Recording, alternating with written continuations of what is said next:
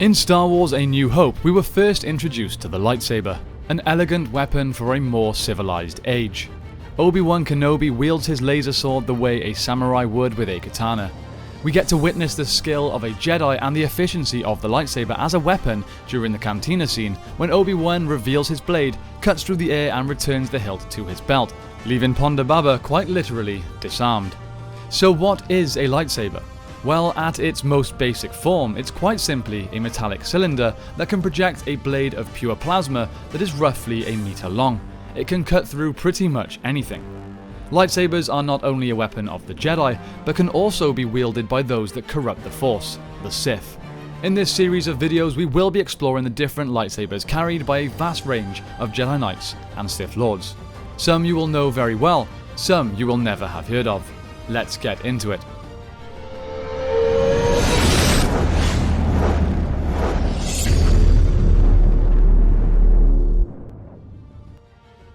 So before we look at individual sabers, how exactly are they made?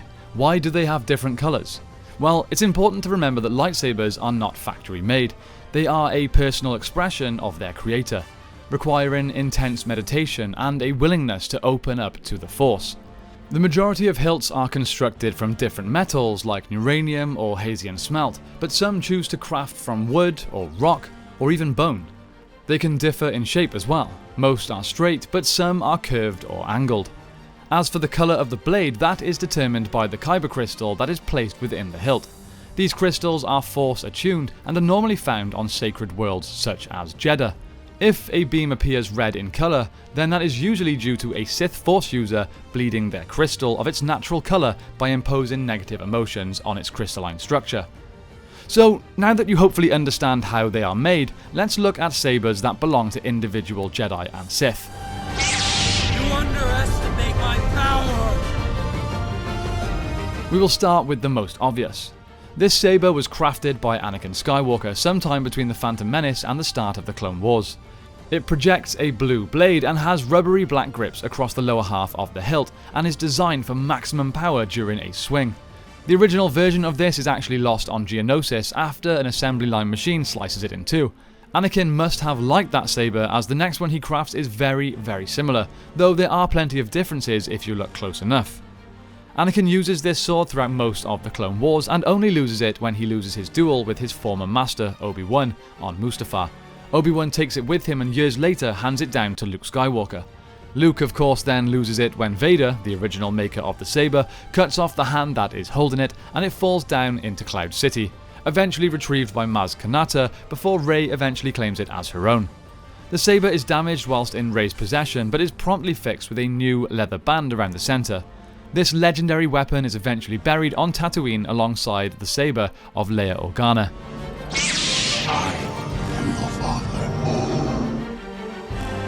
What better lightsaber to cover next than Darth Vader's? After taking a crystal from a fallen Jedi named Kirak Infila, Vader designs a new hilt. It again bears many similarities to that of his previous weapon, a shiny silver alloy with numerous black highlights, including raised hand grips and a matte cover over the chamber that conceals the weapon's power cell. Inside the hilt are two dual-phase crystals that allow Vader to control the length and power of the blade. He uses this throughout his entire time as the cybernetically enhanced version of Darth Vader, cutting through Obi-Wan Kenobi and chopping off Luke's hand.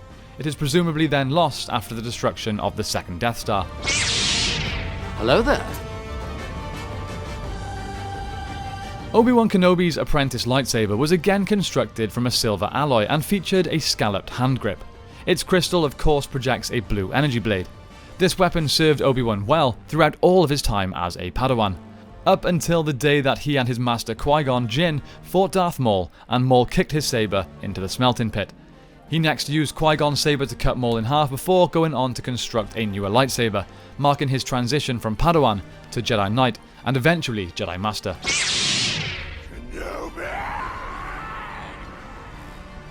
Speaking of Darth Maul, let's cover the first of our double-ended lightsabers. Let's not forget that as an audience, seeing Darth Maul ignite his second blade was the first time we had seen a weapon of this kind, and it instantly became iconic. Double-ended sabers have a much longer hilt and can be wielded in the form of a staff rather than a sword. They can also be referred to as saber staffs. According to the lore, Maul actually learns of the secrets to constructing a saber staff when poring over ancient blueprints in a forbidden Sith holocron. There are literally no scrapes, marks or dents on Maul's hilt, probably because prior to his debut against Qui-Gon, the Sith had been in hiding for quite some time. For my ally is the Force. It took a 4th movie appearance before we finally got to see the tiny old Jedi Master reveal his laser sword. Due to Yoda's size, his hilt and blade are far smaller than most others, very similar to that of a shoto blade, a weapon that sword wielders may wield in their non-dominant hand. Black hand grips and a black sleeve around the activator stand out against the silver body of the cylinder.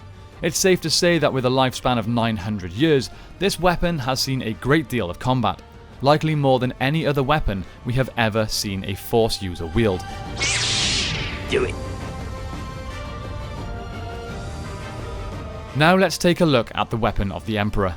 Darth Sidious is actually one of the most powerful Force users in the history of the galaxy, and very rarely has a use for a lightsaber.